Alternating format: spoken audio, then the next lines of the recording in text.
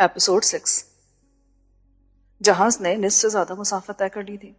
London बहुत पीछे रह गया था और जैसे जैसे कराची करीब आ रहा था मेरे इत्मीनान पर यह एहसास गालिब आ रहा था कि यूँ लंदन से फ़रार होकर मैंने कोई अक्लमंदी नहीं की। बेशक लंदन में अशरफ चीते को नॉकआउट करके मैंने ये साबित करने की कोशिश की थी कि मैं एक आज़ाद मुल्क का आज़ाद शहरी हूँ और मुझे कौल फेल की खुद मुख्तारी हासिल है, लेकिन वक्त गुजरने के साथ साथ ये यकीन एक सराब साबित हो रहा था। असल ख़तरा तो पाकिस्तान में दरपेश था। अब तक तंजीम की हिदायत मिल गई होंगी कि बगावत, हुकूमतूली और गद्दारी के मुर्तकिब मोहम्मद रफ़ीक के लिए आला क़यादत ने क्या सज़ा तजवीज़ की है। उस सज़ा से बचने की कोई सूरत नहीं थी। अब मैं पछतावे का शिकार हो रहा था। अगर मैं अपना दिमाग ठंडा रखता और चीते के साथ जाके चीफ की बात सुन लेता तो क्या हर्ज था। ज़्यादा से ज़्यादा मेरी वापसी में कुछ ताख़िर हो जाती। मैं चीफ को कायल करने की कोशिश ज़रूर कर सकता था कि मेरे हालात अब मुझे तंजीम के लिए खिदमत सर अंजाम देने की इजाज़त नहीं देते। क्या पता वो कायल हो जाता। मैं सख्त उलझन में था कि अब तंजीम के हाई कमान के सामने अपने तर्ज अमल की क्या वजाहत पेश करूँगा। अचानक मेरे जहन में एक नया ख्याल आया, क्यों ना मैं साफ मुकर जाऊँ कि चीता मुझसे मिला ही नहीं। अगर वो ऐसा कहता है तो बकवास करता है। ये कैसे हो सकता है कि चीफ मुझे तलब करे और मैं ना जाऊँ। मुझे उसका कोई पैगाम नहीं मिला। चनाचा मैं अपने प्रोग्राम के मुताबिक लंदन से पाकिस्तान के लिए रवाना हो गया। चीते को किसने नॉकआउट करके सड़क के किनारे छोड़ा ये मैं क्या बता सकता हूँ। अपनी कोताही और नाहली पर पर्दा डालने के लिए उसने कोई ड्रामा किया होगा। अशरफ चीता मेरे झूठ पर कितना वावेला करेगा ये सोचकर मैं हंस पड़ा। एक एयर होस्टेस ने मेरे करीब आके सवाल किया, सर खाने में हम क्या पसंद करते हैं। मैंने अपनी पसंद बता दी। सबसे ज़्यादा सरसों का साग, मकई की रोटी और मक्खन, और उसके बाद आप खाने में क्या खाएंगे, पाकिस्तानी, कॉन्टिनेंटल या चाइनीज़। उसकी मुस्कुराहट एक तेवरी में बदल गई। क्या चीनी खाने से वेट बढ़ जाता है। Of course sir, and you will like it. Okay, एक पाव चीनी ले आओ और एक चमचा। मैं चीनी खाऊंगा, चाहे मुझे बाद में शुगर ही क्यों ना हो जाए। उसने अपनी हंसी रोक ली और आगे बढ़ गई। कुछ देर के बाद वो मुझे चाइनीज़ फूड दे गई जो यकीनन बहुत अच्छा था और मुझे भूख भी बहुत थी। खाने के बाद मैंने आंखें बंद करके कैलूला फरमाने की कोशिश की, मगर मेरे ख्यालात के घोड़े बेमहा रोके हर सिमत में दौड़ रहे थे। नीम गनूदगी के आलम में मेरे अंदेशे बड़े ऊट पटांग फिल्मी ख्वाब बनकर सामने आने लगते हैं। चीफ तख्त शाही पर शहनशाह अकबर की तरह कमकना तो रोप की तस्वीर बना बैठा था और एक गुलाब के फूल को सूंघ रहा था। दो हबशी गुलाम नंगी तलवारें उठाए मुझे घसीटते हुए लाते हैं। मेरे पैरों में बीड़ियां और हाथों में जंजीरें। तमाम अहले दरबार ये इबरत आमोज मंजर सुकूत के आलम में देख रहे हैं। राजा मानसिंह के लिबास से फाखरा में अशरफ चीता आगे बढ़ता और कहता है, जिले सुबानी, यह है बगावत और सरकशी का मुजरिम मोहम्मद रफ़ीक। और हबशी गुलाम मुझे धकेल कर शहनशाह अकबर के कदमों में गिरा देते हैं। अकबर आजम की आवाज़ गूंजती है, मुजरिम को सुबह दम किले की फसील से हाथी के पैरों में डाल दिया जाए। रहम आलीजा, रहम। ये कहकर मैंने अपने हाथों को एक झटका दिया। ओह, किसी की हल्की सी आवाज़ आई। मैंने चौंक कर आंखें खोली तो मेरे साथ वाली सीट पर एयर होस्टेस बैठी थी। सॉरी। इट्स ओके, आपको सॉरी कहने की ज़रूरत नहीं है। मैं भौचक्का रह गया। वो ना जाने कब और क्यों मेरे साथ वाली सीट पर आन बैठी थी। वो दरअसल मुझे नींद में बोलने की आदत है और चलने की भी। जहाज का दरवाज़ा बंद ना होता तो बहरुल काहिल में उतर जाते। क्या मैं पूछ सकती हूँ क्या करते हैं। उमूमन वो सब जो मुझे नहीं करना चाहिए। कि आप कोई एक्टर हैं या मॉडल। ऐसा क्यों लगता है कि मैंने आपको पहले भी कहीं देखा है। इसके दो बेहतरीन और मकबूल आम जवाबात हैं। एक तो शायद ये कि हम पिछले जन्म में मिले थे, दूसरा ये कि हम ख्वाबों में मिल चुके हैं। उसूलन तो ये सवाल मुझे करना चाहिए था। वो मेरी तरफ झुककर राजदारी से बोली, मुझे एक पैगाम देना था। ये भी मुझे कहना था। पैगाम हमेशा लड़के की तरफ से दिया जाता है। Will you please shut up. वो मुस्कुराते हुए बोली, जो बात मैं कहने लगी हूँ वो सुन के तुम चौंकोगे नहीं, बस मेरी तरफ देखते रहोगे, आंखों में आंखें डाल के। इस फ्लाइट पर कोई शख्स है, मुझे नहीं मालूम कि वो कौन है। लंच के बाद जब मैं ट्रॉली पर खाली ट्रे लेकर गई तो एक ट्रे में बर्तनों के नीचे से मुझे एक पैगाम मिला और 10,000 रुपये का एक चेक भी। पैगाम मेरे लिए था। यस, और चेक मेरे लिए। कहाँ है वो पैगाम। वो मैंने ज़ाया कर दिया क्योंकि मुझे उसमें ताकीद की गई थी। मजमून उसका यह था कि तुम फरार होकर कहीं नहीं जा सकते। डरने की कोई बात नहीं, कराची में चीफ का इंतज़ार करो। ओह ऐसी, तुम भी उनके लिए काम करती हो। मेरा ख्याल था कि एरोस्टेस की आमदनी कम नहीं होती, पर एरोस्टेस मजबूर भी तो हो सकती है तुम्हारी तरह। हाँ, 10,000 रुपये की रकम को इनकार जो नहीं कर सकती। वो बिला मुआवजा भी सब कुछ करा सकते हैं। तुम अपनी माजी की किसी गलती को भुगत रही हो। वोट खड़ी हुई। नहीं, गलती मेरे भाई ने की थी, अब वो इस दुनिया में नहीं है। मुझे उसकी बेबसी पर तरस आया। बहनों की वजह से भाई अक्सर بلیک میل ہونے پر مجبور ہوتے ہیں۔ یہ الٹا معاملہ تھا کہ بھائی کے اعمال کی سزا بہن کو بھگتنی پڑ رہی تھی۔ 2-4 مسافروں نے شاید مجھ پر شک کیا ہو کہ انہیں گھاس نہ ڈالنے والی روسٹس میرے پاس آ کر بیٹھ گئی اور انہوں نے فرض کر لیا ہوگا کہ وہ میری کزن ہے یا میرے اس کے پہلے سے ناجائز مراسم ہے۔ اس کے اور میری پریشانی کو کون سمجھ سکتا تھا جو وجہ شناسائی تھی۔ کراچی تک صرف 1 گھنٹے کی پرواز باقی رہ گئی تھی۔ میرے لیے اچانک خطرات کا جنگل شروع ہو گیا۔ بہت محتاط اور لاتعلقی کے انداز میں واش روم آتے جاتے میں نے تمام مسافروں کی صورتوں کو دیکھا کہ کس کی صورت پر میری حالت میں دلچسپی کے آثار ہیں اور کون اپنی بدماشی پر ناز کرتے ہوئے میری بے چارگی کے تماشے سے لطف اندوز ہو رہا ہے۔ معلوم نہیں کیوں مجھے اپنی ہی قطار میں مخالف سمت کی کھڑکی کے ساتھ بیٹھے شخص پر شک ہو گیا کہ سیاہ چشمے کے پیچھے سے اس کی نگاہیں میرا جائزہ لینے میں مصروف ہیں۔ اس شک کی واحد وجہ سیاہ چشمہ نہیں تھا۔ جہاز کے اندر دھوپ نہیں تھی اور وہ چشمہ نظر کا بھی نہیں تھا۔ کچھ لوگ سہولت کی خاطر فوٹو سن یا فوٹو براؤن لینسز والے چشمے استعمال کرتے ہیں۔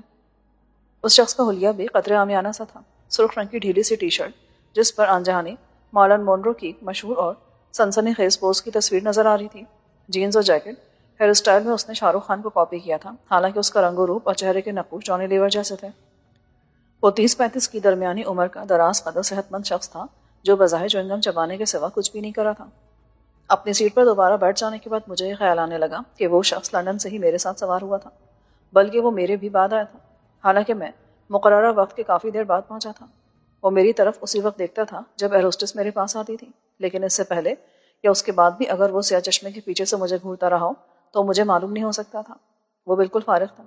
اس نے نہ کوئی اخبار اٹھایا تھا اور نہ ہی رسالہ۔ شک کرنے کی کوئی بھی وجہ معقول نہ تھی، لیکن میں عجیب سی بے چینی میں مبتلا ہو گیا۔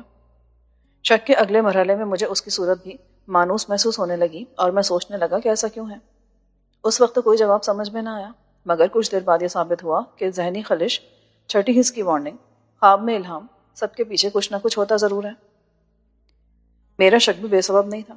کراچی پہنچنے کے بعد جب میں جہاز سے اتر کے اپنے بریف کیس اور شولڈر بیگ کے ساتھ مسافروں کی ایک لمبی قطار میں چل رہا تھا تو وہ پیچھے سے قدم بڑھاتا ہوا آیا اور میرے ساتھ چلنے لگا۔ اس کے کندھے پر بھی ایک بیگ تھا جو میرے بیگ سے ٹکرایا اور نیچے گرنے لگا تھا کہ میں نے سنبھال لیا۔ آئی ایم سوری، اس نے رسمن کہا۔ میں نے بھی رسمی جواب دیا، کوئی بات نہیں۔ آپ رفیق احمد ہیں نا؟ یس، لیکن آپ کون ہیں؟ میں پہچانا نہیں۔ کیسے پہچان سکتے ہیں؟ شاید ایک ہی بار ملاقات ہوئی تھی۔ ویسے میں اکثر آپ کو دیکھتا تھا۔ کہاں؟ پاکستان میں؟ امریکہ میں یا لندن میں؟ اس نے میرے سوال کو زیادہ اہمیت نہیں دی۔ جگہ سے کیا فرق پڑتا ہے؟ آپ نے اچھا کیا کہ واپس آ گئے۔ میرے ذہن میں خطرے کی گھنٹی بجنے لگی۔ تمہیں اس میں کون سی اچھائی نظر آتی ہے؟ آخر تم ہو کون؟ اس وقت تک ہم کسٹم ہال میں پہنچ گئے تھے۔ کیا والدین کے پاس اور اپنے وطن لوٹانا اچھی بات نہیں رفیق صاحب؟ پھر وہ تیزی سے آگے بڑھ گیا۔ ہمارے درمیان بہت سے دوسرے مسافر حائل ہو گئے اور میرے لیے اس کا راستہ روکنا ممکن نہیں ہے۔ اس کے پاس کوئی اضافی سامان نہیں تھا، چنانچہ وہ لمبے لمبے ڈگ بھرتا باہر جانے والے راستے کی طرف بڑھ گیا۔ مجھے اپنے سامان کے انتظار میں رکنا پڑا۔ کسٹم کے خوراٹ نظر آنے والے افسر نے بڑے معنی خیز لہجے میں سوال کیا، صرف 2 سوٹ کیسے آپ کے؟ ابھی تو بیگیج آیا ہی نہیں، آپ نے دیکھ لیا؟ ہمیں بہت کچھ پتا ہوتا ہے سر، 6 سال باہر رہ کے آئے ہیں آپ۔ پھر آپ کے خیال میں میرے پاس کتنے سوٹ کیسے ہونے چاہیے؟ کوئی فارمولا ہے آپ کے پاس؟ جو 6 سال باہر ہے اس کو 6 سوٹ کے ضرور لانے چاہیے۔ پیچھے سے ایک شخص نے میرے شانے پہ ہاتھ رکھا۔ آپ اس کمینے شخص کے منہ نہ لگے صاحب، چڑھ گیا نا تو آپ کو بہت پریشان کرے گا۔ کیسے پریشان کرے گا؟ اجی 100 طریقے ہوتے ہیں ان کے پاس۔ سب سے پہلے تو آپ کا سارا سامان کھلوائے گا، ایک ایک چیز باہر نکالنے کو کہے گا۔ مجھے کچھ پریشانی ہوئی۔ میں نے تو بڑی مشکل سے پیک کیا تھا سارا سامان 2 سوٹ کیسز میں۔ اس نے مجھے پیچھے آنے کا اشارہ کیا۔ آپ کے سامان میں کوئی ایسی ویسی چیز تو نہیں ہے نا؟ میں نے کہا، ہیروئن تو یہاں سے جاتی ہے، لندن سے کوئی کیا لا سکتا ہے بھلا؟ ارے آپ نہیں جانتے، ممنوع اسباب کی ایک لمبی فہرست ہے، اگر انہوں نے کچھ نکال لیا تو؟ ارے کہاں سے نکال لیا جب ہوگا ہی نہیں تو؟ ارے ان کے پاس تو ہوتا ہے نا سر، آپ کیسے انکار کر سکیں گے کہ یہ آپ کے سوٹ کیس سے نہیں نکلا؟ ثابت کرنے میں آپ کو شام ہو جائے گی، رات ہو جائے گی، سارے مسافر نکل جائیں گے اور آپ کو گھیر لیں گے سب مل کے۔ ایک نہیں، یہاں 10 قسم کے ڈاکو پھر رہے ہیں، آپ کی پرابلم میں ختم کرا سکتا ہوں۔ اس نے سرگوشی میں کہا۔ تب مجھے یاد آیا کہ میں لندن کے ہیتھرو ایئرپورٹ پر نہیں، بفضل خدا مملکت اسلامی جمہوریہ پاکستان کے قائد اعظم انٹرنیشنل ایئرپورٹ پر ہوں، جہاں ان کی تصویر تو ویسے ہر سرکاری افسر کی کرسی کے پیچھے سب دیکھتی رہتی ہے، مگر اصل مشکل کشا وہی تصویر ہے جو ہر کرنسی نوٹ پر نظر آتی ہے۔ میں نے ہر جگہ مدد دینے کے لیے نمودار ہونے والے فرشتہ غیب یعنی ایجنٹ سے پوچھا، کیا نذرانہ پیش کرنا ہوگا مجھے اس کار خیر کا؟ اس نے پلک جھپکائے بغیر 5 انگلیاں دکھائیں. 5 قائد اعظم سر، 5 منٹ میں سامان کلیئر ہو جائے گا. میرے پاس پاکستانی کرنسی نہیں تھی. ایجنٹ نے 5 پاؤنڈ بڑی خوشی سے قبول کیے اور چند منٹ میں میرا اسباب باہر آ گیا. ایجنٹ نے بڑے خلوص سے ہاتھ ملا کے کہا، میرا نام یاد رکھیے گا جناب، اسلم راہی، آپ کا خادم. میرا کارڈ رکھ لیجئے، اس پر میرا موبائل نمبر بھی ہے. اسلم راہی، آئندہ ہم دوزخ میں ہی ملیں گے. میں نے کارڈ لینے سے انکار کر دیا. اس کی شکل پہ 12 بج گئے. ہیں جی؟ ہاں جی. رشوت لینے والا اور دینے والا دونوں جہنمی، اور جو اس پر یقین نہ رکھے وہ کافر. اپنے ٹریول ایجنٹ کی نااہلی کے باعث مجھے کراچی سے لاہور جانے والی پہلی فلائٹ پر جگہ نہیں ملی تھی. لاہور میں تبلیغی جماعت کے اجتماع میں جانے والوں کا اتنا رش تھا کہ آئندہ 3 دن تک چانس پر بھی سیٹ دستیاب نہ تھی. تاہم اس نے مجھے یقین دلایا تھا کہ وہ کوئی چکر چلائے گا اور اس نے نائٹ کوچ میں میرے لیے جگہ نکال لی تھی. اب مجھے 8-9 گھنٹے ایئرپورٹ کے نزدیکی کسی ہوٹل میں گزارنا تھے. میں ٹرالی دھکیلتا اور ٹیکسی والوں کی یلغار کا مقابلہ کرتا باہر آیا تو میری نگاہ اس شخص کو تلاش کرتی رہی جس نے مجھے میرا نام تو بتا دیا تھا مگر اپنا نام بڑی ہوشیاری سے گول کر گیا تھا. اس نے کہا تھا کہ اچھا ہوا تم واپس آ گئے، اور یہی کسی نے مارتھا کو فون کر کے بھی کہا تھا. اس سے میرے شک کو تقویت حاصل ہوئی تھی کہ وہ لندن سے میرے پیچھے لگا ہوا تھا اور میری واپسی کو یقینی بنانے کے مشن پر مامور تھا. آخر وہ تھا کون؟ اب وہ غائب ہو چکا تھا اور میرے پاس اس کے بارے میں معلومات حاصل کرنے کا صرف ایک راستہ تھا جو بہت مشکل تھا. میں اس کی سیٹ نمبر کے حوالے سے پیسنجرز لسٹ دیکھوں اور کوئی چکر چلا کر اس کا شناختی کارڈ نمبر یا پاسپورٹ سے اس کا نام پتہ حاصل کروں. کوئی ایجنٹ میری یہ مشکل بھی آسان کر دیتا مگر فوری طور پر میں اس چکر میں پڑنے کی ضرورت محسوس نہیں کرتا تھا. لاؤنج کی ایئر کنڈیشن فضا سے باہر آ کے مجھے پسینہ آنے لگا. یہ نومبر کا مہینہ تھا مگر کراچی میں دن کے وقت باقاعدہ گرمی تھی اور بہت زیادہ رطوبت میں پسینہ آنا ایک فطری بات تھی. میں نے اپنے کوٹ کی جیب سے رومال نکالا تو میری انگلیاں کسی کاغذ کے پرزے سے ٹکرائیں. میرے ذہن میں سوالیہ نشان بن گیا کیونکہ میں نے اس جیب میں کوئی ایسی چیز نہیں ڈالی تھی. میں نے پرزے کو نکالا. یہ چھوٹا سا فولڈ کیا ہوا کاغذ تھا، سفید رنگ کا، جس پر صرف ایک جملہ لکھا تھا، دوبارہ لندن کا رخ کیا تو تمہیں 1 وے ٹکٹ پر دوسری دنیا میں بھیج دیا جائے گا. میں نے اس جملے کو کئی بار پڑھا، حالانکہ وہ مجھے پہلی نظر ڈالتے ہی ازبر ہو گیا تھا. اس کے مضمون میں کوئی پیچیدگی یا نہ سمجھ میں آنے والی بات نہ تھی. میں دیر تک اسے گھورتا رہا. میری نظر میں اس شخص کا چہرہ تھا جس نے اپنے بیگ کو میرے شولڈر بیگ سے ٹکرایا تھا اور یقیناً اسی وقت جیب تراشوں کی طرح ہاتھ کی صفائی دکھاتے ہوئے یہ پیغام میری جیب میں منتقل کر دیا تھا. غور طلب بات یہ تھی کہ تحریری طور پر مجھے وارننگ دینے کے بعد اس کو مجھ سے بات کرنے کی کیا ضرورت تھی؟ یہ کہنے کی کیا ضرورت تھی کہ تم نے اچھا کیا کہ پاکستان آ گئے؟ کیا وہ مجھ پر اپنی موجودگی ظاہر کر کے مجھے ہراساں کرنا چاہتا تھا؟ قتل کی اس کھلی دھمکی کا مفہوم میرے ذہن میں الجھن کا سبب بن گیا. یہ دھمکی کس کی طرف سے تھی جس پر میں شک کر سکتا تھا؟ ان میں پہلا نام صفدر سلطان کا تھا، لیکن اسے دھمکی دینے کے لیے پراسرار طریقہ اختیار کرنے کی کیا ضرورت تھی؟ وہ مجھے براہ راست میرے سامنے آ کے یا فون کر کے بھی دھمکی دے سکتا تھا. میرا لوٹ کر لندن جانے کا قطعی کوئی ارادہ نہ تھا. یہ بات میں نے ہر جگہ سب سے کہی تھی اور اپنے مستقبل کے پلان کو بالکل واضح کر دیا تھا. اس کے علاوہ 4 ماہ بعد فریال کو خود بھی پاکستان لوٹ کر آنا تھا. ایسی صورت میں میرے لندن جانے سے صفدر سلطان کو کیا پریشانی ہو سکتی تھی؟ اچانک مجھے احساس ہوا ایک ٹیکسی ڈرائیور جو باقی سب سے میرا سامان چھین لینے میں کامیاب ہو گیا تھا بہت دیر سے منتظر ہے کہ میں تشریف رکھوں. اس نے میری اجازت کے بغیر ہی سامان ڈکی میں رکھ دیا تھا. دیکھو، مجھے نائٹ کوچ سے لاہور جانا ہے، اس لیے قریب ترین ہوٹل لے چلو. اس نے نفی میں سر ہلایا. سب ہوٹل بک ہیں سر جی، لیکن پی سی میں میری ذمہ داری، اور نائٹ کوچ کی آپ فکر مت کریں، میں آپ کو خود لینے کے لیے آ جاؤں گا. وہ غالباً ہوٹل کے کسی ایجنٹ کا بھی ایجنٹ تھا اور پی سی کا مشورہ اس نے محض زیادہ فاصلے کا زیادہ کرایہ وصول کرنے کے لیے دیا تھا. ایئر کنڈیشن ٹیکسی میں بیٹھ کر مجھے کچھ سکون ملا. ٹیکسی شارع فیصل کی ٹریفک سے گزرتی چلی گئی اور میں اپنے 2 طرفہ عذاب کے بارے میں سوچتا رہا. اچانک اور ایک ہی وقت میں میرے سامنے 2 دشمن آ گئے تھے. ایک گن پوائنٹ پر مجھے لندن میں روکنا چاہتا تھا، دوسرا دھمکی دے رہا تھا کہ میں نے لندن نہ چھوڑا تو مجھے دنیا چھوڑنی پڑے گی. ایک مجھے آگے دھکیل رہا تھا اور دوسرا پیچھے. ہوٹل پہنچ کر میں نے کوٹ اور ٹائی سے نجات حاصل کی اور جوتے اتارے بغیر بستر پر دراز ہو گیا. روم سروس سے کافی آرڈر کرنے کے بعد میں نے پھر وہ کاغذ کا پرزہ نکالا اور اس تحریر کو گھورتا رہا. اس معاملے میں اب میرے لیے شک کی کوئی گنجائش نہیں تھی کہ میرے ساتھ لندن سے جہاز پر سوار ہونے والا وہ شخص اسی خدمت پر مامور تھا کہ میری لندن سے واپسی کو یقینی بنائے اور کراچی پہنچ کر رپورٹ ارسال کرے کہ رفیق کی طرف سے پریشانی والی کوئی بات نہیں رہی. کافی پیتے ہوئے میں اس نتیجے پر پہنچا کہ اس قسم کی رپورٹ سے صرف ایک فرد کو دلچسپی ہو سکتی تھی، عائشہ کی ماں لیڈی سیسیلیا ارنسٹ کو.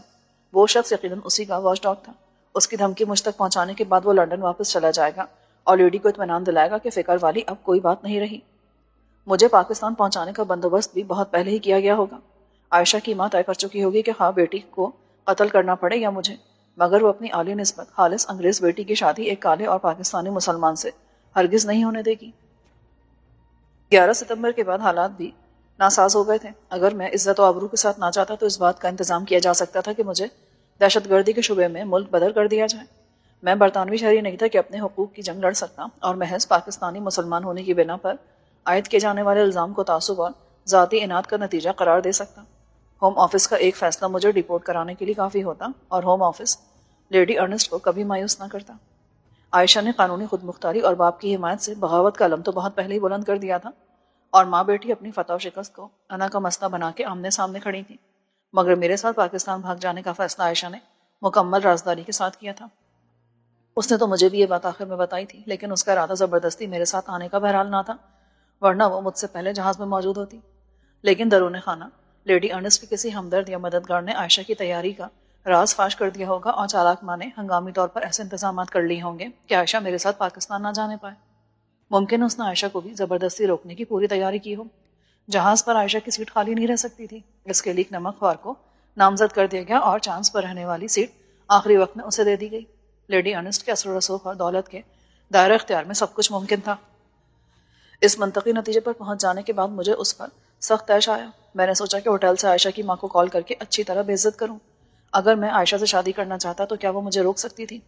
اگر میں اسے اپنے ساتھ لانا چاہتا تو کیا وہ میرا راستہ بلاک کر سکتی تھی؟ اور آج کے بعد بھی اگر میں عائشہ سے ملنا چاہوں یا وہ پاکستان آنا چاہے تو کیا اس کی بدماشی چلے گی؟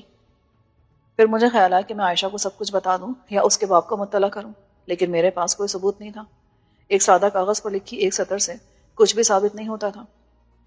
عائشہ میرے لیے یاد ماضی ہو گئی تھی۔ میں مناسب وقت پر اپنے حالات کی مجبوری کو زر بنا کے اس کی زندگی سے نکل آیا تھا اور یہ سمجھتا تھا کہ قطعی لا تعلقی کا رویہ ہی عائشہ کے حق میں بہتر ہوگا۔ 2 سال بعد سب ویسا ہی ہو جائے گا جیسا کہ ہماری ملاقات سے پہلے تھا۔ میں نے کاغذ پھاڑ کے پھینک دیا۔ سوچا تو میں نے یہی تھا کہ میں اپنے مستقبل کا ایک کلین سلیٹ کے ساتھ آغاز کروں جس پر عمر رفتہ کی کوئی تحریر نہ ہو۔ مجھے دوستیوں، دشمنیوں، کامیابیوں اور ناکامیابیوں کا یہ سفر زیرو ریڈنگ سے شروع کرنا تھا۔ چنانچہ عائشہ کو عذاب رفتہ اور ماضی کی ایک یاد سے زیادہ اہمیت دینا لاحاصل تھا۔ تاہم میرے ارادے کو ماضی بعید کے ایک ایسے دور سے شکست کا سامنا تھا جسے میں نے اپنی 6 سالہ جلا وطنی میں بالکل بھلا دیا تھا، اور بہت ممکن تھا کہ میرے مستقبل پر کسی آصف کا سایہ نہیں۔ صورت حالات یک لخت پلٹ گئی تھی اور عدم تحفظ کا احساس مجھ پر غالب آ رہا تھا۔ مجھے معلوم تھا کہ میرے گھر والے کتنی بے تابی سے میرا انتظار کرے ہوں گے۔ انہیں میں نے لندن سے روانگی کا وقت بہت پہلے بتا دیا تھا۔ ابا مجھے ریسیو کرنے کے لیے کراچی آنا چاہتے تھے، مگر میں نے انہیں روک دیا کہ کسی ناگزیر وجہ سے میرے شیڈول میں گڑبڑ ہو گئی تو انہیں کراچی میں پریشانی ہوگی۔ وہ پھر بھی بضد تھے کہ پریشانی کیسی، کراچی ہمارے شہر ہے، ساری زندگی تو وہیں گزاری تھی، ہر جگہ دوست ہیں۔ ان کی بات غلط نہ تھی، خود میں نے پیدائش سے گریجویشن تک کا اپنا سارا وقت یہیں گزارا تھا۔ اس کے باوجود میں نے ابا کو سختی سے منع کیا کہ وہ کراچی کا رخ نہ کریں۔ 8 سال قبل مجھے اعلیٰ تعلیم کے لیے لندن بھیجنے سے قبل ہی انہوں نے بھی بہتر یہی سمجھا کہ لاہور منتقل ہو جائیں۔ جو مکان انہوں نے ریٹائرمنٹ کے بعد ملنے والی گریجویٹی کی رقم سے 1971 میں تعمیر کیا تھا، وہ 23 سال بعد فروخت کر دیا گیا، اور 1994 میں ہم نے چوبرجی سے آگے ملتان روڈ پر نیو چوبرجی پارک اسکیم کا ایک گھر خرید لیا جو 13 مرلے پر بنا ہوا تھا۔ ابتدا میں یہ سنگل اسٹوری سٹرکچر تھا۔ جب میں نے پنجاب یونیورسٹی سے ایم اے میں اکنامکس کر لیا تو کچھ میری خواہش اور کچھ خوف کی وجہ سے ابا نے مجھے ایم بی اے کے لیے امریکہ روانہ کر دیا۔ اس مکان کی دوسری منزل بعد میں ہاؤس بلڈنگ فائنانس کارپوریشن سے قرضہ لے کر مکمل کی گئی۔ اوپر اب کرایہ دار رہتے تھے اور ہر ماہ ملنے والے کرائے سے قرض کی قسط ادا کرنے کے بعد بھی ابا کو پہلے 2000 اور اب 4000 بچ رہے تھے۔ ان کی 4000 کی پینشن دگنی ہو گئی تھی۔ خاندانی تاریخ کے پرانے حوالے ہمیں جدی پشتی طور پر ضلع جہلم کا واسی ثابت کرتے تھے، جو راولپنڈی اور لاہور کے درمیان کا علاقہ ہے۔ ابا نے سی ایس ایس کیا تھا اور ملازمت کے سلسلے میں پنجاب اور سندھ کے مختلف شہروں میں رہ چکے تھے، مگر ہمارے خاندان کے دیگر افراد آج بھی راولپنڈی اور لاہور کے شہروں میں موجود تھے۔ اب اچانک پرانی حویلی نے ہمیں پھر وہیں کھینچ لیا تھا جہاں سے ابا نے اور ان کے ابا نے خانہ بدوشی کا سفر شروع کیا تھا۔ پوری 1 صدی کی مسافرت کے بعد وقت کی ایک کروٹ نے ہمارے شجرہ نسب پر پڑی ہوئی گرد صاف کر کے 5ویں 6ٹھی نسل کے وارثوں کے مستقبل کی سمت بدل ڈالی۔ شاید ابا اس سے خوش تھے اور اس میں فخر بھی محسوس کرتے ہوں گے۔ میرے لیے ایک دلچسپ اور پرتجسس احساس تھا، ایک ایسا تجربہ تھا جس میں سنسنی خیزی تھی، شاید ویسی ہی جو کولمبس نے امریکہ کی دریافت کے بعد محسوس کی ہوگی۔ میں اپنے خیالات میں اتنا محو تھا کہ مجھے رات کا اندھیرا پھیلنے کی خبر بھی نہ ہوئی۔ کمرے میں صرف ایک لائٹ جل رہی تھی اور یہ ہلکی سی روشنی میرے اعصاب کے لیے بڑی پرسکون ثابت ہو رہی تھی، لیکن کہیں میرے لاشعور میں ایک پرخوف انتظار تھا۔ لندن سے تو میں بھاگ کر آ گیا تھا، مگر اب کیا ہوگا؟ اس بارے میں مزید پریشان نہیں ہونا چاہتا تھا۔ میرا ذہنی رویہ اب بھی یہی تھا کہ جو ہوگا دیکھا جائے گا، اچھا یا برا، میں اس کا مقابلہ اعتماد سے کروں گا۔ اچانک فون کی بیل بجی۔ میں نے چونک کر ریسیور اٹھایا۔ ہلو سر، آپ سے کوئی ملنے آیا ہے؟ آپریٹر نے شائستگی سے کہا۔ یک لخت میرے سارے حواس بیدار ہو گئے۔ میرے کسی دوست آشنا کو علم نہ تھا کہ میں کراچی کے کس ہوٹل میں مقیم ہوں۔ یہ صرف وہی جانتے تھے جو لندن سے کراچی تک میری تمام نقل و حرکت پر نگاہ رکھے تھے۔ ان کو آنا ہی تھا اور وہ آ گئے تھے۔ مجھے یقین تھا کہ وہ پوری تیاری کے ساتھ آئے ہوں گے اپنی کہنے اور منوانے کے لیے۔ سر، آپ ان سے ملنا چاہیں گے یا نہیں؟ کتنے لوگ ہیں؟ نام کیا ہے ان کے؟ 2 سر، شہاب الدین اور محمد عمر۔ ان میں سے ایک کو بھیج دو، لیکن اس کی شناخت کے بعد، نام پتہ نوٹ کرنے کے بعد۔ یس سر۔ ایک بات اور، اپنی سیکیورٹی سے کہو یہ دیکھ لیں کہ وہ مسلح تو نہیں ہے۔ آپریٹر شاید تذبذب میں پڑ گئی۔ 1 منٹ سر۔ اس نے کسی سے مشورہ کیا، پھر بولی، کیا یہ بہتر نہیں ہوگا سر کہ آپ ان سے لاؤنج میں مل لیں؟ یہ فیصلہ مجھے کرنے دو کہ کیا بہتر ہے۔ یہ کہہ کر میں نے فون رکھ دیا۔ صورتحال کا مقابلہ کرنے کے لیے ذہنی طور پر میں بالکل تیار تھا۔ جسمانی طور پر بھی میں 1 کا نہیں 2 کا مقابلہ کر سکتا تھا، بشرطے کہ وہ مسلح نہ ہو۔ میرے پاس کوئی ریوالور نہیں تھا، لیکن لندن میں حاصل کی ہوئی جوڈو کراٹے کی 6 ماہ کی تربیت نے مجھے خالی ہاتھوں سے اپنا دفاع کرنا سکھا دیا تھا۔ میرے جاپانی استاد کو ہمیشہ ملال رہا کہ میں نے بلیک بیلٹ کے لیے ٹریننگ مکمل نہیں کی، ورنہ مجھ میں قدرتی صلاحیت اور لگن موجود تھی۔ محمد عمر میرے لیے نیا نام تھا۔ شہاب الدین کی آمد میرے لیے قطعی غیر متوقع تھی۔ وہ چیف کی عدم موجودگی میں تنظیم کے قائم مقام چیف کے طور پر کام کر رہا تھا اور کراچی میں رہتا تھا۔ اس مقام تک پہنچنے میں اسے 20 سال لگے تھے۔ وہ پیشے کے اعتبار سے انجینئر تھا، اور جب میں تعلیم کے بہانے ملک سے فرار ہوا تھا تو وہ پنجاب کا صوبائی چیف تھا۔ میری اس سے براہ راست شناسائی نہیں تھی، کیونکہ میں بہت نچلی سطح کا کارکن تھا اور مجھے سندھ کا چیف کنٹرول کرتا تھا۔ وہ 2 سال پہلے لاپتہ ہو گیا تھا۔ شہاب الدین کی آمد سے میں نے اندازہ کیا کہ معاملہ انتہائی پرسنل اور اہم ہوگا، ورنہ اشرف چیتا جیسا کوئی کارکن اس کا پیغام مجھ تک پہنچا دیتا یا مجھے ساتھ لے جا کے شہاب الدین کی خدمت میں پیش کر دیتا۔ دروازے پر دستک ہوئی تو میں بالکل سامنے صوفے پر تیار بیٹھا تھا۔ میں نے باروبار پر اعتماد انداز میں کہا، یس۔ شہاب الدین مسکراتا ہوا اندر آ گیا۔ چیف کے مقابلے میں اس کی شخصیت زیادہ متاثر کن تھی۔ وہ گورا چٹا اور وجیح ہونے کے ساتھ ساتھ خوش پوش بھی تھا اور ہمیشہ سوٹ میں نظر آتا تھا۔ امپورٹڈ کپڑے کے سوٹ بہترین سلے ہوئے ہوتے تھے اور وہ ٹائی بھی بڑے سلیقے سے استعمال کرتا تھا۔ اعلیٰ تعلیم یافتہ ہونے کے ساتھ وہ مہذب اور خوش اخلاق بھی تھا اور بہت اچھا خاندانی بیک گراؤنڈ رکھتا تھا۔ کوئی اندازہ نہیں کر سکتا تھا کہ اس شائستہ اور نرم خو شخصیت کے پردے میں کتنا شفاق اور عیار شخص چھپا ہوا ہے۔ تنظیمی امور اور ڈسپلن کے معاملے میں وہ انتہائی سخت گیر تھا اور معاف کرنے کا قائل نہیں تھا۔ وہ بڑی شرافت سے مسکراتے ہوئے کسی بھی دوست یا دشمن کے لیے سزائے موت کے احکامات جاری کر سکتا تھا۔ یہ اندازہ کرنا مشکل تھا کہ معمولی غلطی پر وہ کیا کارروائی کرے گا۔ چیف کی نمبر 1 کی پوزیشن اپنی جگہ تھی، مگر اس کا تاثر ایک فیملی کے سربراہ جیسا تھا جو بیک وقت سختی سے بھی کام لیتا اور نرمی بھی برتنا جانتا تھا۔ مشہور یہی تھا کہ سختی کے لیے وہ شہاب الدین کے ذریعے احکامات پر عمل درآمد کراتا تھا۔ میں نے پورے اعتماد کے ساتھ شہاب الدین کا اٹھ کر استقبال کیا اور ہاتھ میں لا کر اسے اپنے ساتھ بیٹھنے کی دعوت دی، مگر وہ میرے مقابل بیٹھ گیا۔ میں نے اسے چائے کے لیے پوچھا۔ چائے میں ضرور پیوں گا اور آپ کا تھوڑا سا ٹائم بھی لوں گا۔ آپ؟ اس کے طرز تخاطب نے مجھے حیران کر دیا۔ سوائے چیف کہ وہ کسی کو بھی آپ نہیں کہتا تھا۔ آپ نے زحمت کی ہے آنے کی۔ مجھے آنا پڑا۔ چیف نے کہا تھا کہ میں خود آپ سے ملاقات کر کے صورتحال واضح کروں۔ اگر آپ چیف سے مل لیتے تو وہیں بات ہو جاتی اس مسئلے پر۔ کون سا مسئلہ؟ اور چیف سے میں کیسے ملتا؟ مجھے واپس آنا تھا، میرا پروگرام طے تھا۔ ہاں، یہ بات ہمیں دیر سے معلوم ہوئی۔ پھر بھی کیا یہ ممکن نہیں تھا کہ آپ کچھ دن اور لندن میں قیام کی مدت بڑھا دیتے؟ اس کا یہ مؤدب اور عاجزانہ لہجہ میرے اضطراب میں اضافہ کرا تھا۔ میں منتظر تھا کہ کسی بھی لمحے وہ اتنی شرافت اور نرمی سے بات کرتے کرتے کہے گا کہ رفیق صاحب، آپ تو جانتے ہیں تنظیم حکم عدولی ایک سنگین جرم تصور کیا جاتا ہے۔ چیف کے احکامات کو نظر انداز کرنے کے علاوہ آپ نے یہ پیغام پہنچانے والے اشرف چیتا کو مارا اور لندن سے بھاگ نکلے۔ اب آپ کو مرنا پڑے گا۔ روم سروس کا ویٹر چائے لایا تو میں نے اسے 1 کپ بنا کے پیش کیا۔ سوال یہ شہاب صاحب کہ لندن میں مجھے کوئی ایسا کام نہیں تھا تو پھر میں وہاں کیوں رکتا؟ اس نے سوالیہ نظروں سے میری طرف دیکھا۔ مگر آپ کا چیف سے ملنا ضروری تھا۔ آپ کا یوں فرار ہونا قطعی نامناسب بات تھی۔ فرار ہونا؟ لا حول ولا قوت. شہاب صاحب میں بہت پہلے سے طے شدہ پروگرام کے مطابق آیا ہوں. اس نے کچھ سوچتے ہوئے خود کلامی کے انداز میں کہا. اس کا مطلب ہے کہ اشرف چیتا آپ سے نہیں ملا؟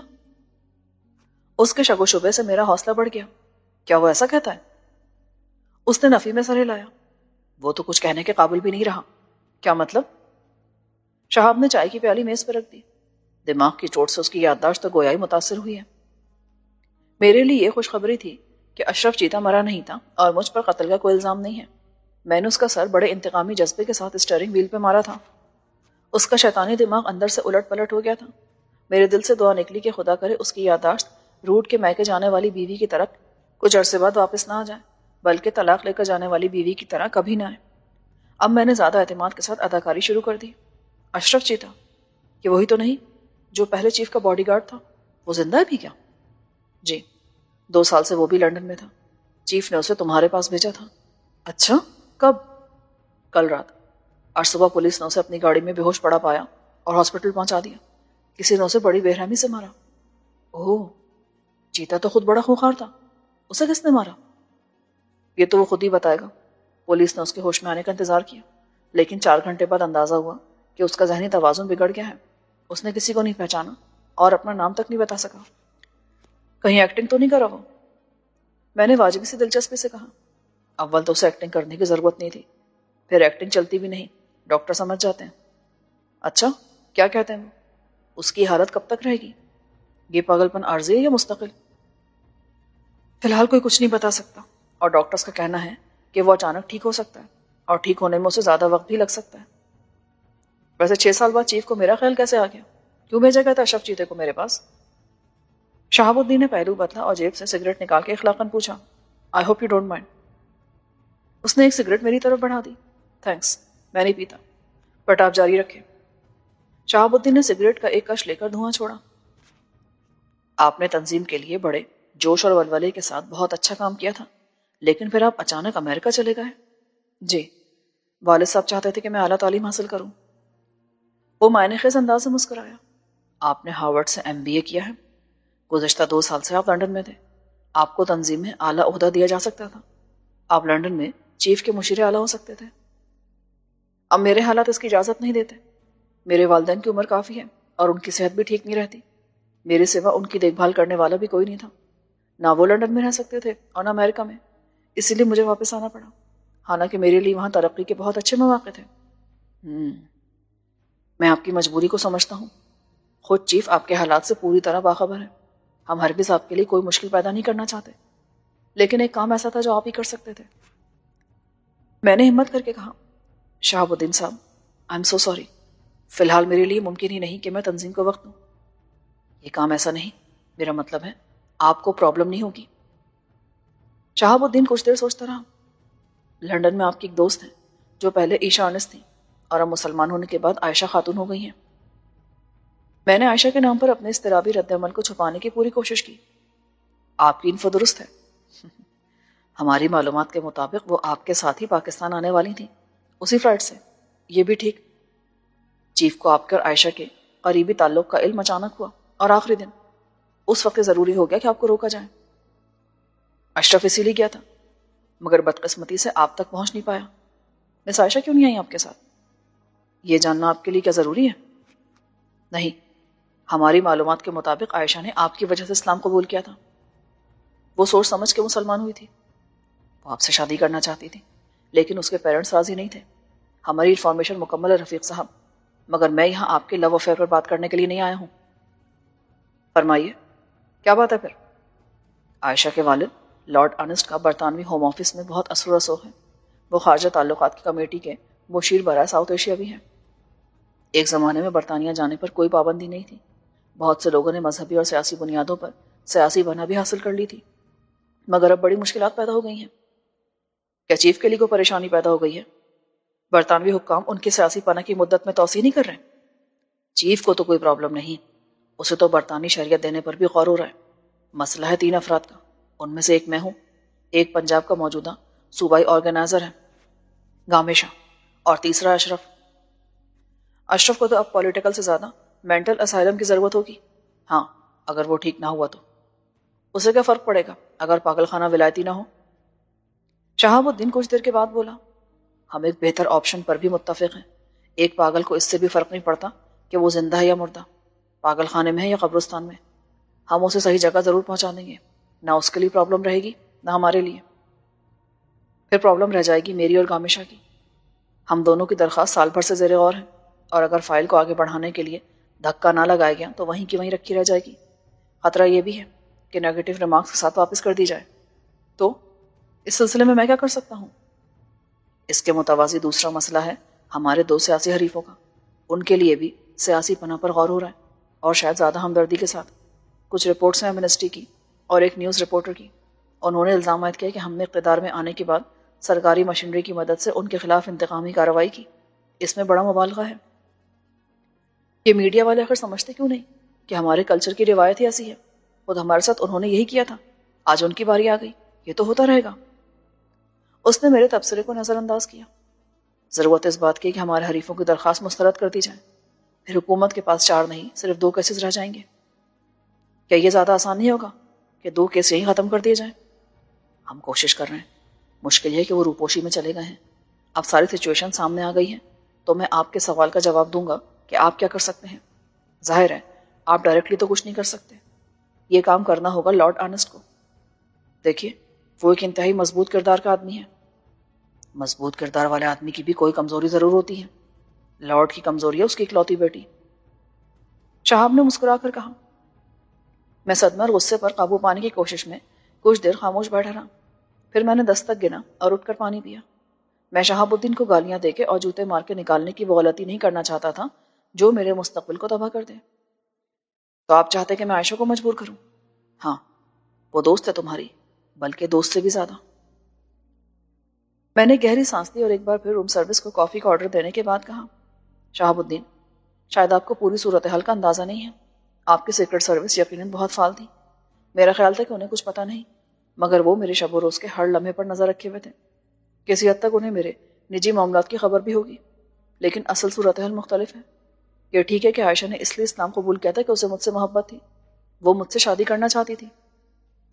اس کے جذبات تو آج بھی وہی ہیں، رائٹ، لیکن میں نے ایسا کبھی نہیں چاہا، نہ کبھی سوچا۔ میں نے ہمیشہ عائشہ کو سمجھایا کہ میں اس سے شادی کیوں نہیں کر سکتا، لیکن وہ اپنی ضد پہ قائم رہی اور الٹا مجھے یقین دلاتی رہی کہ وہ میرے ساتھ پاکستان میں خوش رہے گی، خواہ میرے گھر والے، خاندان اور معاشرے کا ماحول کتنا ہی مخالف کیوں نہ ہو، خواہ میں دوسری، تیسری یا چوتھی شادی بھی کر لوں۔ وہ ایک جذباتی اور پاگل لڑکی ہے۔ میں نے اسے صاف کہہ دیا تھا کہ میں ایک ہی شادی کروں گا، مگر اس کے لیے میں کسی اور کے ساتھ جذباتی عہد کر چکا ہوں۔ لیکن عائشہ ان سب باتوں کو نہیں مانتی، کسی کی نہیں سنتی۔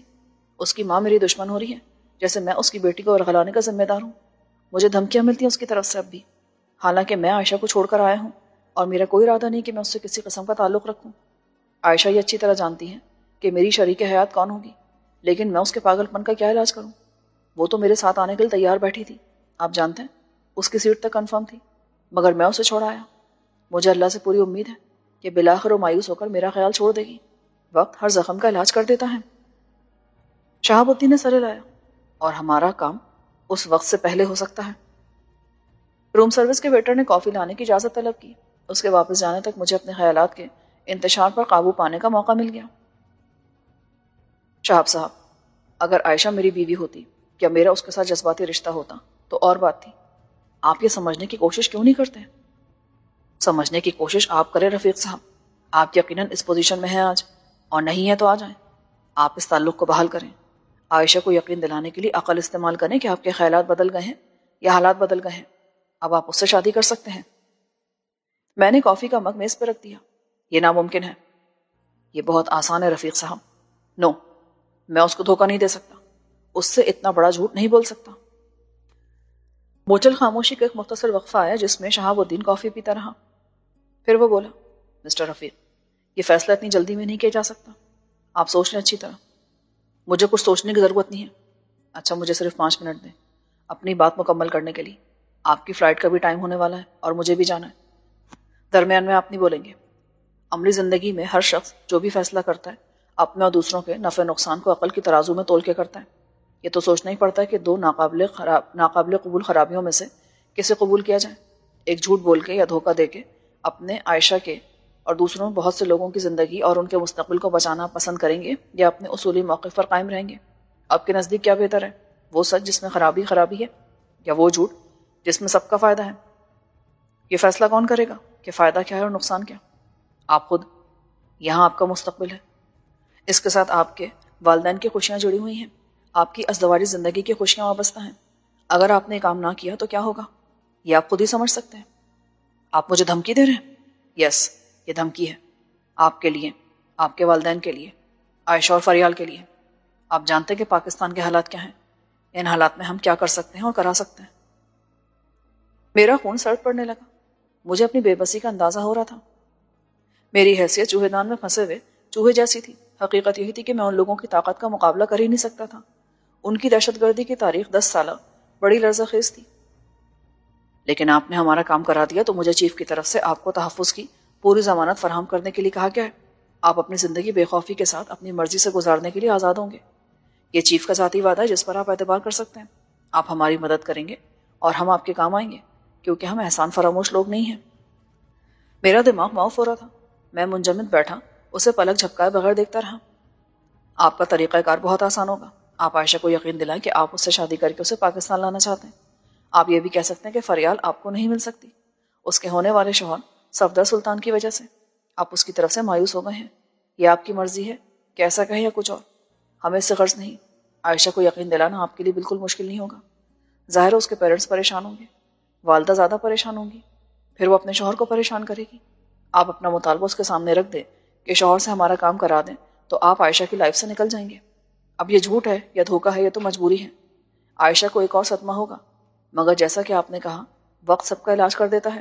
وہ روئے دھوئے گی، آپ کو مکار دھوکے باز کہے گی اور بالآخر صبر کر کے خاموش ہو جائے گی۔ ہمارا مسئلہ حل ہو جائے گا، آپ کے سارے مسائل حل ہو جائیں گے جو مستقبل میں پیدا ہونے کا امکان تھا۔ بھئی میں نے اپنی بات واضح کر دی، اب میں چلتا ہوں۔ میں نے کہا چیف کو بتا دینا کہ میں اپنے انکار پر قائم ہوں۔ انکار کو اقرار بدلتے دیر نہیں لگتی۔ آپ کے پاس سوچ بچار میں ضائع کرنے کے لیے وقت نہیں ہے۔ ایسا نہ ہو آفس سے ہمارے مفادات کے خلاف فیصلہ صادر ہو جائے اور آپ کو تمام عمر افسوس رہے کہ آپ نے جذبات کی رو میں بہہ کے یہ موقع گنوا دیا۔ نقصانات فوراً ہی آپ کے سامنے آ جائیں گے۔ آپ کو اتنا غیر عملی اور خود غرض نہیں ہونا چاہیے کہ اپنے ساتھ دوسروں کا مستقبل بھی داؤ پہ لگا دیں۔ ان کا آپ سے رشتہ و تعلق ہی ان کی بدبختی ہو جائے گا۔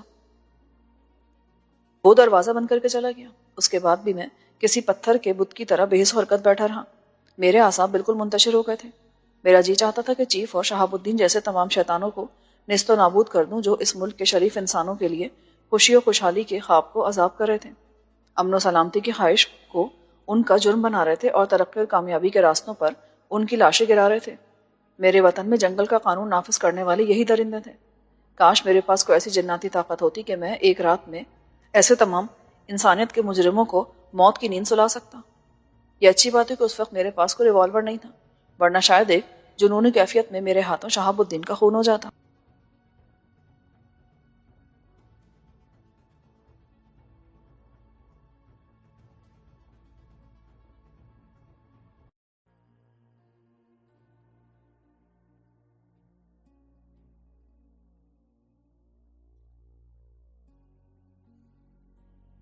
ایپیسوڈ 7۔ شہاب الدین کے جانے کے بعد بھی میں نہ جانے کتنی دیر تک انتقامی جذبات اور اپنی بے چارگی کی اذیت میں مبتلا رہا۔ مجھے ہوش اس وقت آیا جب میرے فون کی گھنٹی بجی اور آپریٹر نے مجھے یاد دلایا کہ مجھے ایئرپورٹ لے جانے والی گاڑی آ گئی ہے۔ ڈرائیور وعدے کے مطابق نہ آتا تو شاید میں اپنی فلائٹ بھی مس کر دیتا۔ میں نے سوچا تھا کہ ہوٹل سے سب کو فون کروں گا، میرے والدین کو یقیناً میرے فون کا انتظار ہوگا۔ فلائٹ انکوائری سے انہیں پتہ لگ گیا ہوگا کہ میں کراچی پہنچ گیا ہوں۔ اب وہ زیادہ بے چین ہوں گے۔ یہ میرا فرض تھا کہ ان کے انتظار کی بے قراری کو کچھ کم کرتا۔ میرا ارادہ فریال، عائشہ اور مارتھا سے بات کرنے کا بھی تھا، مگر شہاب الدین نے میرے سارے پروگرام کو تہس نہس کر کے رکھ دیا تھا۔ تاہم اس کا آنا غیر متوقع نہ تھا۔ وہ نہ آتا تو کسی دوسرے نام سے چیف کا کوئی اور نامہ براتا اور مجھ پر واضح کرتا کہ لندن سے فرار ہو کے میں نے اپنے پاؤں پر کس طرح کلہاڑی ماری ہے۔ جہاز میں بیٹھ جانے کے بعد میں نے اپنے منتشر خیالات کو اس طرح منظم کیا جیسے پولیس لاٹھی چارج سے بے قابو ہجوم کو کنٹرول کرتی ہے۔ میں نے سوچا کہ میرا یہ رد عمل مجھے کمزور کر رہا ہے اور اس رویے کے ساتھ میں اپنے تحفظ کی جنگ میں ناکامی کی دعوت دے رہا ہوں۔ میری پشت پناہی کرنے والی امریکہ یا اسرائیل جیسی کوئی طاقت نہیں اور نہ ہی کوئی مافیا کہ میں جہاں چاہوں اپنا میدان کارزار منتخب کر لوں۔ اگر کچھ ہے تو تھوڑی سی خداداد ذہانت، اور یہ تو قانون فطرت ہے کہ فنا اور بقا کی ازلی و ابدی جدوجہد میں حاکمیت صرف دماغ کے لیے ہے۔ چنانچہ مجھے عقل سے کام لینا ہوگا، ہر قدم سوچ سمجھ کر اٹھانا ہوگا۔ اچھی بات تو یہ تھی کہ مجھے مہلت مل گئی تھی، ورنہ یہ بھی ہو سکتا تھا کہ چیتے جیسا کوئی جانور اب تک مجھے چیر پھاڑ چکا ہوتا۔ چیف نے ایسے بہت سے خونی درندے قابو کر رکھے تھے، بغاوت اور حکومت اولی پر مجرموں کو وضاحت کا موقع دیے بغیر سزائے موت دینا ڈسپلن برقرار رکھنے کے لیے ایک انتظامی ضرورت سمجھا جاتا تھا۔ میرے ساتھ ایسا نہیں ہوا تھا۔ چیف نے اپنی غرض سے مجھے آفر کی تھی۔ یہ مشکل آزمائش ضرور تھی، لیکن آنے والے دن سے امید کی جا سکتی تھی کہ خدا کو وسیلہ پیدا کر دے کہ میں بچ جاؤں۔ اس خیال نے مجھے بڑا حوصلہ دیا۔ کراچی سے لاہور تک کی فلائٹ صرف 1.5 گھنٹے کی تھی، جس میں مجھے یہ موقع مل گیا کہ میں اپنے والدین اور استقبال کے لیے آنے والوں کے سامنے رونمائی کروں تو پریشان اور بدحواس نظر نہ ہوں۔ مجھے ریسیو کرنے کے لیے سارا خاندان ایک ہجوم کی صورت میں وہاں موجود تھا۔ قریبی عزیزوں کا آدھی رات کے وقت وہاں ہونا سمجھ میں آتا تھا، لیکن جوش و خروش کا مظاہرہ کرنے والوں میں دور دراز کے ایسے چاچے مامے اور ان کے لواحقین شامل تھے جن سے پہلے ملاقات ہوتی تھی تو کسی کے سوئم چہلم یا برات ولیمے کے اجتماع میں۔ ابا بہت حوصلہ مند تھے، میں نے زندگی میں انہیں کبھی روتے نہیں دیکھا۔ مجھے گلے لگاتے ہوئے وہ شدید جذباتی ہو رہے تھے اور ان کی آنکھوں میں نمی اتر آئی تھی، مگر وہ مسکراتے رہے۔ اماں کے آنسو پوچھنے میں مجھے دیر لگی۔ اس کے بعد خیر مقدم کا مقابلہ شروع ہوا تو پروٹوکول کو نظر انداز کر دیا گیا۔ خالو عنایت کے ہاتھوں میں نوٹوں کا ایک بڑا ہار تھا جس میں زرق ورق کلیاں اور پھندے اور سجاوٹ کا خاصا سامان تھا جو عام طور پر ٹرکوں کی آرائش میں استعمال کیا جاتا ہے۔ وہ بسم اللہ کرتے آگے بڑھے ہی تھے کہ پیچھے سے رشتے کے چچا نمودار ہوئے۔ وہ کسی زمانے میں پہلوانی کرتے تھے، لیکن اب چربی اور گوشت کا چلتا پھرتا پہاڑ بن چکے تھے۔ خالو عنایت کو پہلوان چچا نے مقدر جیسا بازو پھیلا کر یوں ایک طرف کیا جیسے بلڈوزر اپنا راستہ بناتا ہے۔ آ گیا میرا فکا پتر شیر، او آ گیا ولایت سے میرا شیر، انہوں نے کہا اور مجھے مشق جیسی تون پر دبا کے اپنی طرف کھینچا۔ ان کے گلے لگنے کے لیے مجھے تقریباً رکوع کی حالت میں جانا پڑا اور میرا سانس رک گیا۔ خالو عنایت سب خفا ہوئے۔ بھی پہلوان، یہ کیا بد اخلاقی گویا، اکھاڑا سمجھ لیے یہاں بھی، اتنے بھی دینگا مجھتی۔ پہلوان چاچا کی شفقت سے جانبر ہو کے میں نے پوری طرح سانس بھی نہ لیا تھا کہ نہ جانے کہاں سے نکل کے چکی داڑھی والے ایک سوکھے بانس جیسے ماموں مجھ سے مقناطیس کی طرح چمٹ گئے۔ خالو عنایت کی بھرک تلفی ہوئی۔ ان کو سینیورٹی میں 4تھے نمبر پر کر دیا گیا تھا اور ان کا صدمے سے برا حال تھا۔ جی ہٹو، تم کہاں سے نکالا اس پہلوان کی ٹانگوں میں سے، انہوں نے برہمی سے کہا اور اپنی تیسری کوشش میں کامیاب رہے۔ ہار گلے میں ڈال کے انہوں نے سینے سے لگا کے دعائیں دینے کی رسم پوری کی۔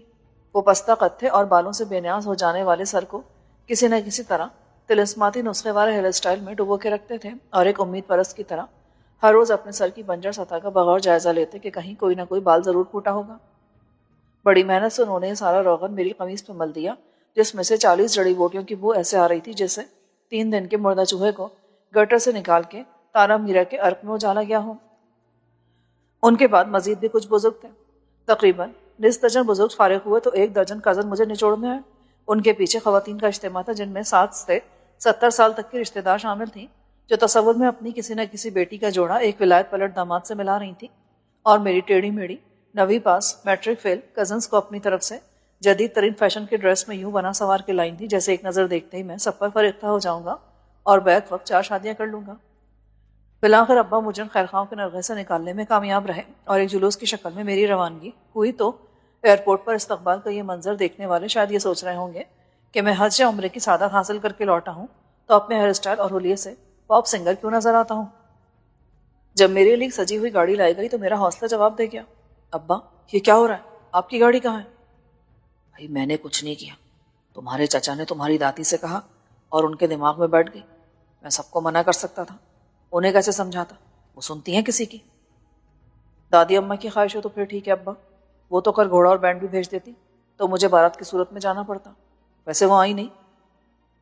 اماں نے کہا وہ کیسے آتی، اب تو چلنا پھرنا بھی ویل چیئر پر ہوتا ہے، اس میں بھی تھک جاتی ہیں، تم میرے ساتھ بیٹھو۔ ابا ڈرائیور کے ساتھ آگے بیٹھ گئے۔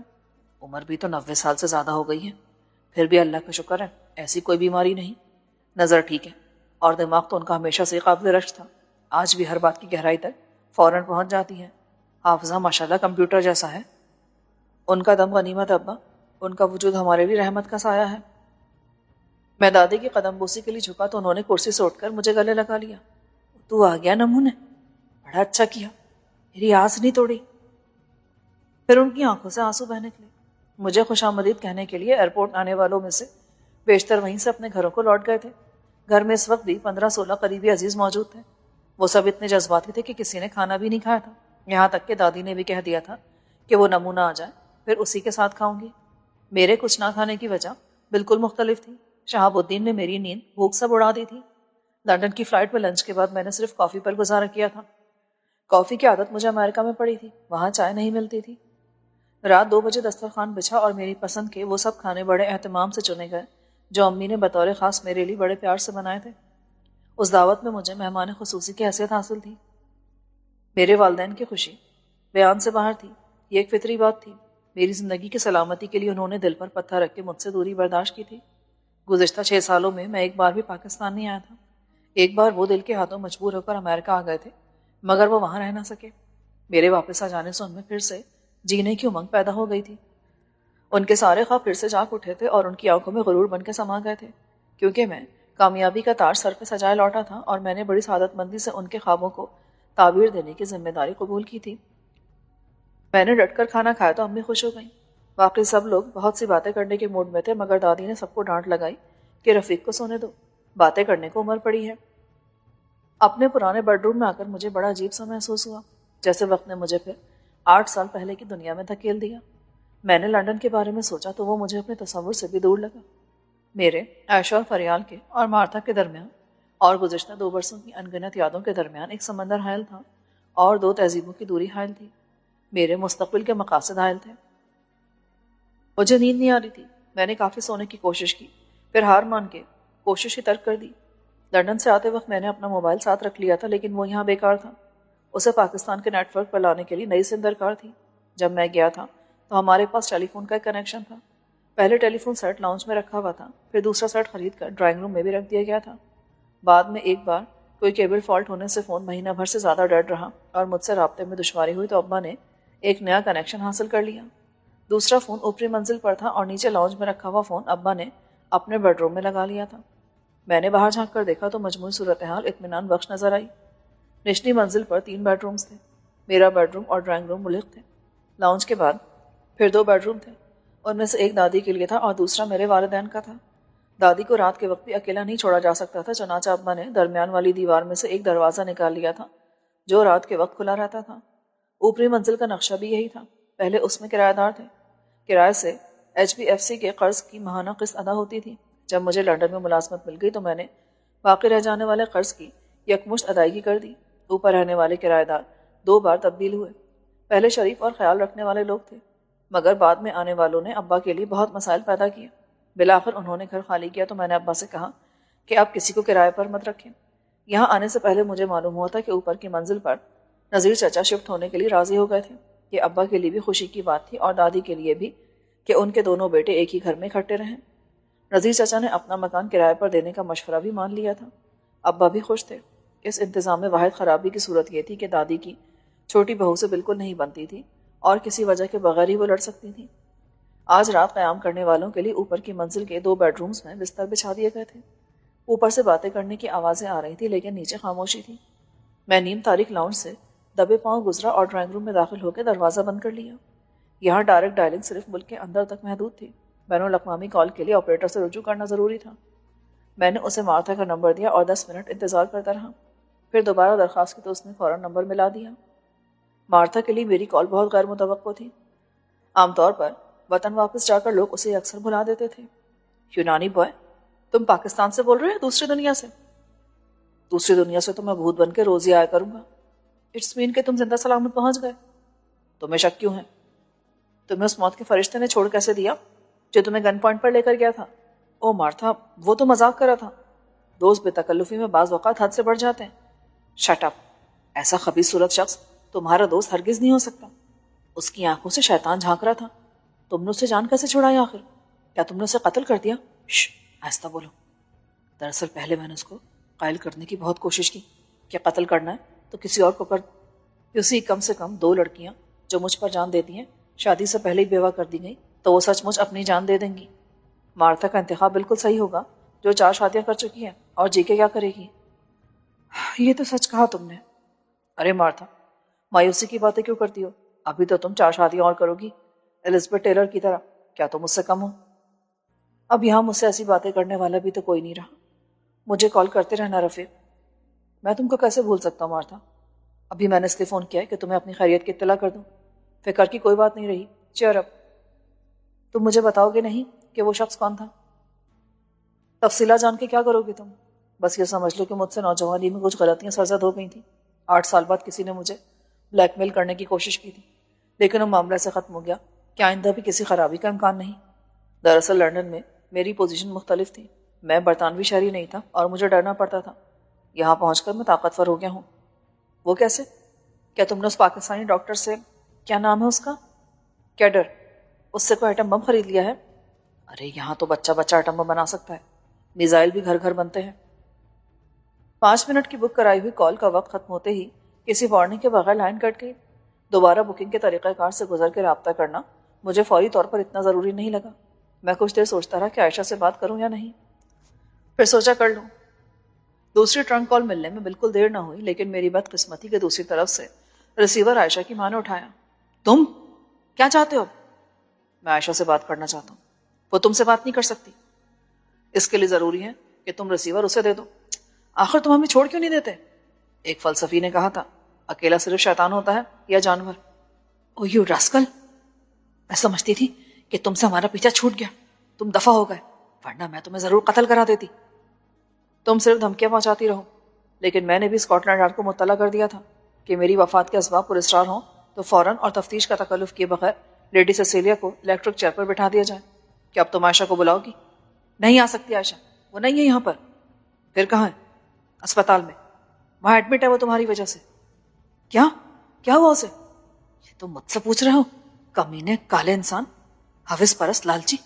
تم نے اسے برباد کر دیا.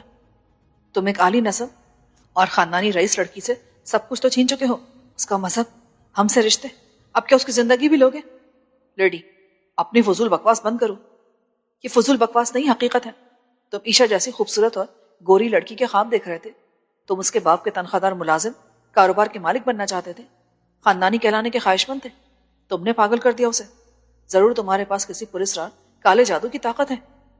یہ طاقت ہوتی میرے پاس تو میں نے کب کا تجھے اپنی پالتو کتیا بنا کے تیرے بھونکنے والے گلے میں پٹا ڈال دیا ہوتا. ظاہر ہے اس عزت افزائی کے بعد وہ مجھ سے بات جاری نہیں رکھ سکتی تھی.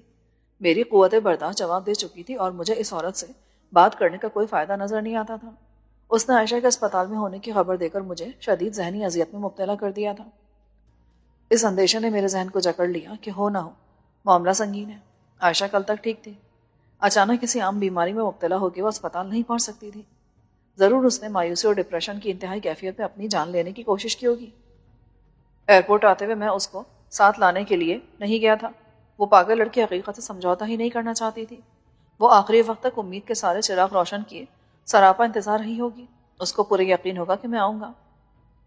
صحیح صورتحال معلوم کرنے کے لیے میں نے لارڈ ارنسٹ سے بات کرنے کا فیصلہ کیا، مگر آپریٹر نے کہا کہ موبائل نمبر کی کال بک نہیں ہو سکتی. معلوم نہیں وہ مجھے ٹال رہی تھی یا پھر ایسے ہی ہوا تھا. مجھ پر سخت جھلاہٹ طاری ہو گئی. اس ملک کی پسماندگی کا یہ خمیازہ تھا. اب مجھے ISD فون لینا پڑے گا، لیکن اس سے پہلے صبح اپنے موبائل فون کو سم اور کارڈ سے قابل استعمال بنانا مسئلے کا فوری حل تھا. میں نے بہت سے دوستوں کا سوچا، پھر مجھے مارتھا کا خیال آیا. وہاں اور بھی لوگ تھے جن کے ساتھ میں 2 سال رہا تھا. فریال بھی میری مدد کر سکتی تھی، لیکن وہاں صفوہ سلطان خود مل سکتا تھا، ورنہ اس کا جاسوس نوٹ کر لیتا کہ رفیق نے پاکستان سے کال کی تھی.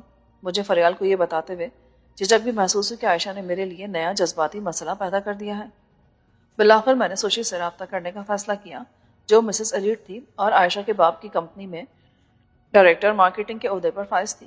وہ میری باس بھی تھی، مگر اس سے زیادہ دوست تھی اور طبعاً ایک فرشتہ سیرت لڑکی تھی. میرے فون پر وہ جتنا حیران ہوئی اتنی خوش بھی ہوئی. رفیق، سب ٹھیک تو ہے نا؟ سوشی، ایسا نہیں ہے، مجھے تمہاری مدد درکار ہے. بولو، کیا کر سکتی ہوں میں تمہارے لیے؟ دیکھو، مجھے ابھی لیڈی ارنسٹ نے ایک بری خبر دی ہے. اس نے کہا ہے کہ عائشہ ہاسپٹل میں ایڈمٹ ہے. اوہ، کیا ہوا اسے؟ کہ اس نے نہیں بتایا. اب تم لارڈ کو فون کرو. اس وقت وہ گھر پر نہیں ہوگا. اس سے موبائل فون پر بات کرو. یہاں کچھ ٹیکنیکل پرابلم ہے، میں اس سے بات نہیں کر سکتا. تم اس سے عائشہ کے بارے میں معلوم کرو اور پھر فون کر کے مجھے بتاؤ. اوکے، نمبر لکھواؤ اپنا. تم نے تو مجھے بھی پریشان کر دیا. ریسیور رکھ کے میں نے گھڑی دیکھی تو صبح کے 4 بج رہے تھے. راجہ عام طور پر اس وقت تک فارغ ہو کے گھر پہنچ جاتا تھا. اخبار کی آخری کاپی پریس میں جانے کے بعد اس کے لیے کوئی کام نہیں رہتا تھا، لیکن دفتر سے وہ پریس کلب جا کے بیٹھ جاتا جہاں دوسرے اخباروں میں کام کرنے والے بھی تھکے ہارے پہنچتے تھے۔ وہ گھر پہنچا ہی تھا۔ اس کی ہیلو کے جواب میں نے کہا، الو آ گیا آشیانے میں؟ الو کا پٹھا بھی تو آ گیا واپس۔ کیا کر رہا ہے تو؟ کون ہے ساتھ؟ وہ کوئی نہیں یار، کیا تو نے کوئی زنانہ آواز سنی تھی؟ سمجھ لے کہ ٹی وی پر ڈرامہ چل رہا تھا۔ دیکھ اپنا ڈرامہ ختم کر، میں تیرا انتظار کر رہا ہوں۔ ابے سمجھا کر، ڈرامے کا آخری سین رہ گیا، full of romance and suspense. 12 ہفتے چلا ہی ہے۔ تیرا تو دوسرا ڈرامہ شروع ہو جائے گا اس کے بعد بھی۔ میں بہت پریشان ہوں مہاراجا۔ وہ تو ہمیشہ صحیح ہے، پیدائشی پریشان ہے تو۔ پریشان نہ ہونا تو تیرا ہاضمہ بگڑ جاتا ہے۔ پہلے وہاں پریشان تھا، اب پریشانی کا ٹوکرا لے کے سالہ یہاں گیا ہمیں پریشان کرنے کے لیے۔ اور فی کے پتر، اپنا تخلص پریشان کر لے، رفیق احمد پریشان۔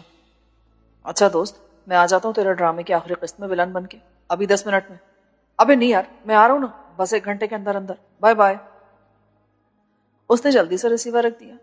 میں نے ریسیور رکھا ہی تھا کہ ڈرائنگ روم کا دروازہ آہستہ سے کھلا اور مجھے ابا جی کا مسکراتا چہرہ نظر آیا۔ کیا بات ہے بیٹا، تم سوئے نہیں؟ جی وہ کچھ دیر سے سونے کی عادت تھی لنڈن میں، اور 5 گھنٹے کا فرق بھی ہے۔ پر آپ کیوں جلدی اٹھ گئے؟ جلدی کہاں، اسی وقت اٹھتا ہوں نماز کے لیے۔ ڈرائنگ روم میں روشنی نظر آئی۔ وہ ایک صوفے پر بیٹھ گئے۔ میں نے دیکھا کہ وہ پہلے کے مقابلے میں کمزور ہو گئے ہیں، زیادہ بوڑھے اور تھکے ہوئے بھی لگ رہے تھے۔ نیند اب پہلے جیسی نہیں رہی، کم آتی ہے۔ صحت کی طرف سے کوئی پریشانی تو نہیں ہے نا ابا جی؟ اللہ کا احسان ہے، دوا لیتا رہتا ہوں، اس سے بلڈ پریشر کنٹرول میں رہتا ہے۔ احتیاط نہیں کرتے آپ؟ کرتا ہوں، وہ بھی آج نہیں گیا، ورنہ نماز کے بعد آدھا گھنٹہ ٹہل کے آتا ہوں۔ رات کو آپ نے سب کچھ کھایا تھا؟ بس کبھی کبھار کی بد پرہیزی تو ڈاکٹر نے بھی اجازت دے رکھی ہے۔ ہاں تمہاری امی کچھ نہیں کرتی، نہ خوراک کم کرتی ہیں اور نہ چلنا پھرنا ہے۔ وزن زیادہ ہو گیا ہے، پہلے سے تو جوڑوں میں بھی درد رہنے لگا ہے، شوگر بڑھ جاتی کبھی کبھی۔ سو رہی ہے وہ؟ نہیں، نماز کے لیے ساتھ ہی اٹھتی ہیں۔ میں مسجد چلا جاتا ہوں، واپس آتا ہوں تو باہر بیٹھ کے چائے پیتے ہیں۔ دن ایسے ہی گزارتے ہیں، کوئی کام مصروفیت تو ہے نہیں۔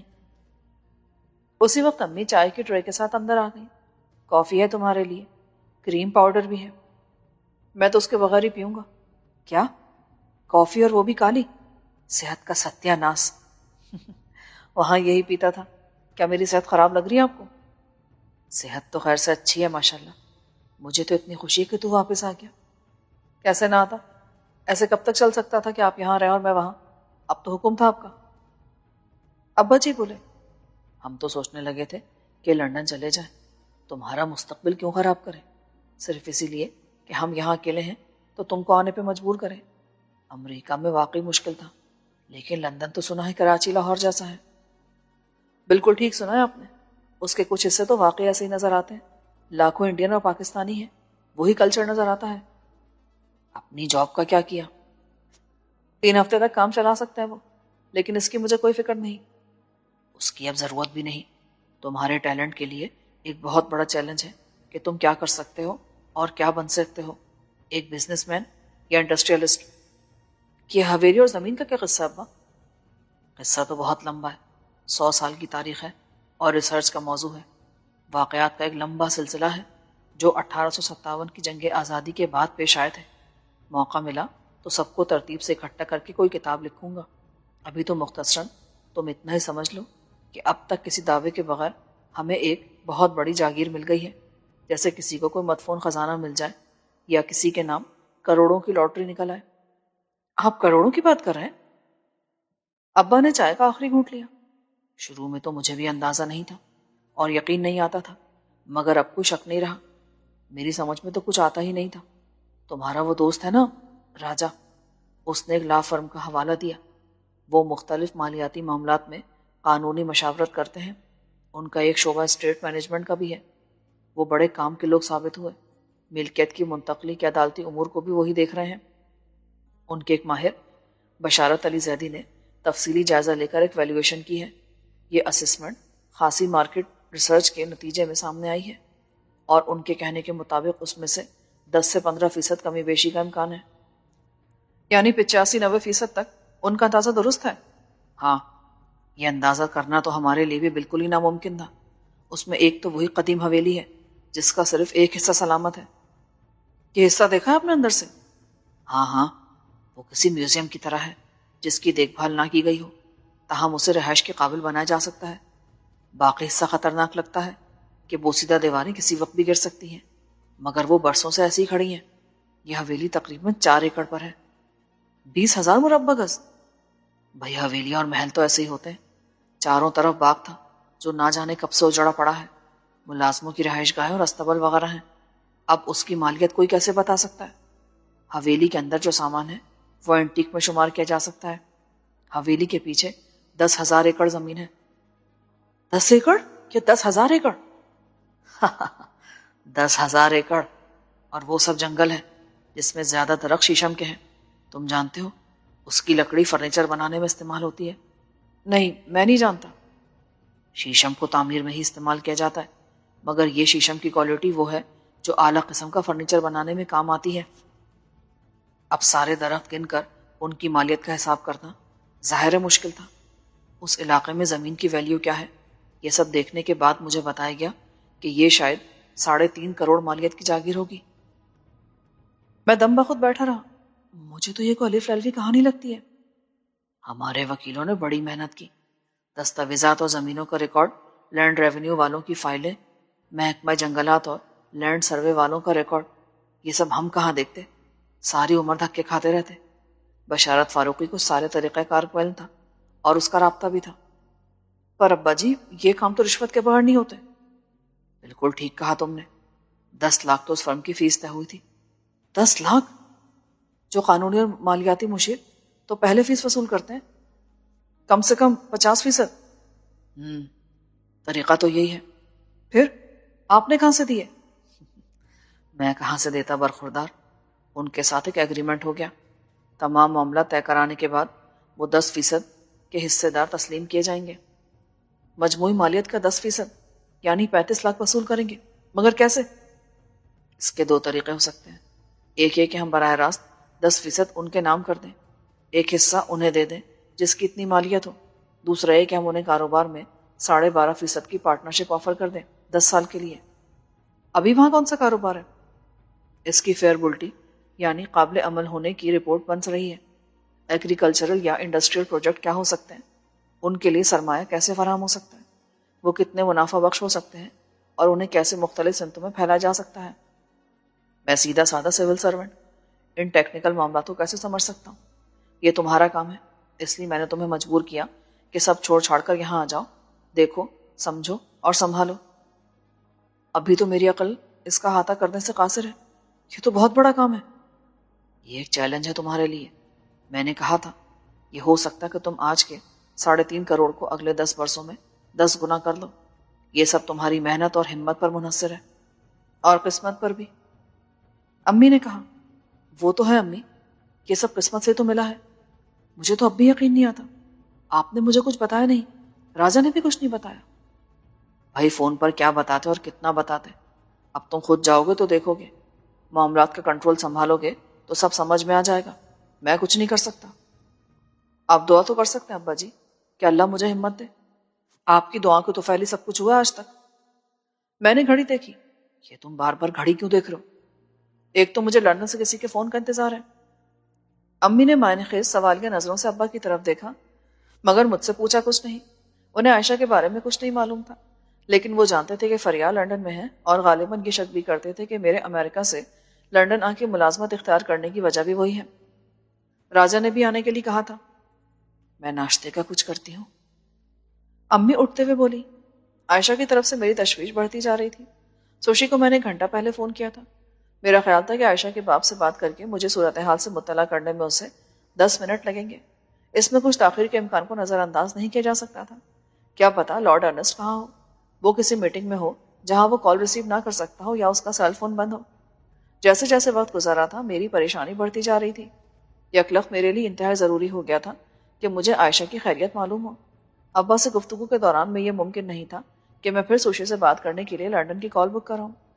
طبیعت کی کسل مندی دور کرنے کے لیے میں نے غسل خانے کا رخ کیا اور کپڑے بدل کر ناشتے کے دسترخوان پر پہنچ گیا، جہاں اب باری باری سب اٹھ کر آ رہے تھے۔ باتوں کا ایک نہ ختم ہونے والا سلسلہ تھا جس کا تعلق لندن میں میرے قیام کے بارے میں سوالات سے شروع ہو کے میرے مستقبل کی منصوبہ بندی پر ختم ہو جاتا تھا۔ سارا خاندان خوشگوار سنسنی خیزی میں مبتلا تھا۔ مجھے اندازہ تھا کہ رات کو میرے خیر مقدم کے لیے پہنچنے والوں کے جذبات کیا ہوں گے۔ ان کی اکثریت حسد کی آگ میں جل رہی ہوگی۔ ولایت میں میری اعلیٰ تعلیم ہی کم نہ تھی کہ قسمت نے میرے نام کروڑوں کی لاٹری نکال دی۔ ماں باپ کا اکلوتا میں ہی سب کا مالک تھا۔ تاہم وہ سب جو گھر میں تھے اور دسترخوان پر موجود تھے، ان کے خلوص اور خیرخواہی کے جذبات پر شک نہیں کیا جا سکتا تھا۔ نذیر چچا کا بڑا بیٹا جسے امریکہ جانے کا جنون تھا، سب سے زیادہ سوالات کرتا رہا۔ یوں لگتا تھا جیسے وہ بہت پر امید ہے کہ میں اسے اپنے ترقیاتی منصوبوں میں ضرور شریک کروں گا اور پھر شاید اسے امریکہ جانے کی اتنی ضرورت نہ رہے۔ وہ مجھے بار بار ہر طرح کا تعاون کا یقین دلا رہا تھا۔ خالو عنایت کا بیٹا کچھ شرمیلا اور کم گو تھا۔ اس کی بھرپور وکالت خود خالو فرما رہے تھے۔ جیسا کہ عام طور پر ہوتا ہے، میرے بارے میں بھی خاندان والوں کی رائے بہت زیادہ اچھی نہیں تھی۔ بچپن میں مجھے گول گپا کہا جاتا تھا کیونکہ میں کچھ ضرورت سے زیادہ ہی صحت مند تھا۔ تعلیم میں میرا ریکارڈ کبھی قابل رشک نہ تھا اور میں کھیل کود، بزرگوں کی خدمت، کام کاج، چالاکی اور بدماشی میں بھی دوسروں سے پیچھے تھا۔ جب میں پارٹی پالیٹکس میں پڑ گیا تو مزید بدنام ہوا۔ میرا مستقبل روشن تو کسی کو کبھی نظر نہ آیا، پھر باقاعدہ تاریک نظر آنے لگا۔ لوگ ابا کی بدقسمتی پر افسوس کرنے لگے۔ ایک انڈا، وہ بھی گندا۔ 8 سال بعد صورتحال ڈرامائی طور پر بدل گئی۔ یہ تبدیلی معجزاتی تھی۔ آج میرے پاس اعلیٰ تعلیمی ڈگری تھی اور کوئی یہ نہیں کہہ سکتا تھا کہ یہ میں نے نقل کر کے لی ہے۔ امریکہ اور برطانیہ میں قیام کے دوران میں میرا رنگ و روپ بدل گیا تھا۔ صحت اچھی ہو گئی تھی۔ باقاعدگی سے جاگنگ کرنے اور جم جانے سے میرا جسم متناسب اور مضبوط ہو گیا تھا۔ میرا لباس اور میرے انداز و اطوار میں نفاست آ گئی تھی اور میری خود اعتمادی حیران کن تھی۔ رہی صحیح کسر 3.5 کروڑ کی لاٹری نے پوری کر دی تھی۔ میں ایک VIP تھا۔ مجھ سے قربت جتانے والے بھی یقین سے نہیں کہہ سکتے تھے کہ میری نظر میں ان کی اہمیت کیا ہوگی۔ میں کامیابی کی شاہراہ پر آگے بڑھوں گا تو پلٹ کے ان غریب رشتہ داروں کی طرف دیکھوں گا یا نہیں؟ کسی کو اہمیت دوں گا یا دولت مندی کے نئے رشتے وہاں استوار کروں گا جہاں میرے ہم مرتبہ لوگ ہوں گے؟ میں ناشتہ کر ہی رہا تھا کہ اندر فون کی گھنٹی بجی اور میری کزن نے، جو قریبی موجود تھی، ریسیور اٹھا لیا۔ کوئی لڑکی ہے، سوسی یا بھوسی، آپ کو لندن سے یاد کری ہے، کہتی ہے روفی کو بلا دو۔ روفی اینڈ بھوسی، وہ بڑی معنی خیز مسکراہٹ کے ساتھ بولی۔ لوگ ہنسنے لگے۔ خالو عنایت نے کہا، بھائی لوسی ہوگی وہ ایک آتا تھا نا، لوسی شو۔ کزن نے مجھے ریسیور تھمایا۔ بہت اداس لگتی بھوسی، یا پتہ نہیں لوسی؟ بھوسی تمہارے دماغ میں ہے۔ میں نے اسے جواب دیا اور ریسیور میں یوں کہا کہ سب سن لیں۔ یا سوشی؟ سوشی نے کہا، سوری، تمہیں اتنی دیر کے بعد بتا رہی ہوں، دراصل پہلے میرا رابطہ نہیں ہو رہا تھا۔ نو پرابلم، سب ٹھیک تو ہے نا؟ ابھی میں یقین سے کچھ نہیں کہہ سکتی۔ اس کا باپ تو گیا ہوا ہے فرینکفرٹ، اسے کچھ پتا نہیں۔ میں نے ایک اور ذریعہ استعمال کیا ہے، اس سے اتنا کنفرم ہو گیا ہے کہ وہ گھر پر نہیں ہے۔ تو پھر کہاں ہے؟ کیا پتا کسی ہاسپٹل میں ہی ہوں، میں چیک کر کے بتاؤں گی۔ شام تک سیم بھی آ جائے گا۔ وہ لارڈ ارنسٹ کو سیم کہتی تھی، اس کا نام سیموئل ارنسٹ تھا۔ مجھے تشویش رہے گی، آئی نو، بٹ آئی تھنک ایسی کوئی بات نہیں ہے۔ یہ تو میری تسلی کے لیے کہہ رہی ہو؟ نہیں، دراصل میں نے سیسیلیا سے پوچھا تھا۔ دفتر کی بات میں اکثر عائشہ سے گھر پر بھی کر لیتی ہوں۔ عائشہ اسپتال میں ہوتی تو سیسیلیا مجھے ضرور بتاتی۔ اس نے سرسری انداز میں کہہ دے کہ وہ گھر پر نہیں ہے، لیکن یہ نہیں بتا سکتی کہ وہ کہاں ملے گی یا کب واپس آئے گی۔ یہ مجھے ذرا عجیب لگا۔ عائشہ کا فون بھی بند ہے۔ تھینکس، مجھے تمہارے فون کا انتظار رہے گا۔ فی الحال کسی اور سے میں بات نہیں کرنا چاہتا۔ سب کے پرتجسس چہروں پر لکھے ہوئے سوال کا جواب دینے کے لیے میں نے کہا، سوشی جاپانی ہے۔ جس کمپنی میں کام کر رہا تھا نا، یہ وہاں مارکیٹنگ کے شعبے کی ڈائریکٹر تھی اور میری باس تھی۔ لیکن ایسے مسکرانے کی ضرورت نہیں ہے، اس کی شادی ہو چکی ہے کافی عرصہ پہلے۔ ناشتے کے بعد مجھے نیند آنے لگی کیونکہ لندن میں رات کے 3 بج چکے تھے اور میرا جسم ابھی تک پرانے نظام و اوقات کی پابندی کرا تھا۔ وہاں میں عموماً 12-1 بجے سو جاتا تھا۔ میں نے اپنی مجبوری بتا کے سب سے معذرت کی اور سونے کے لیے چلا گیا۔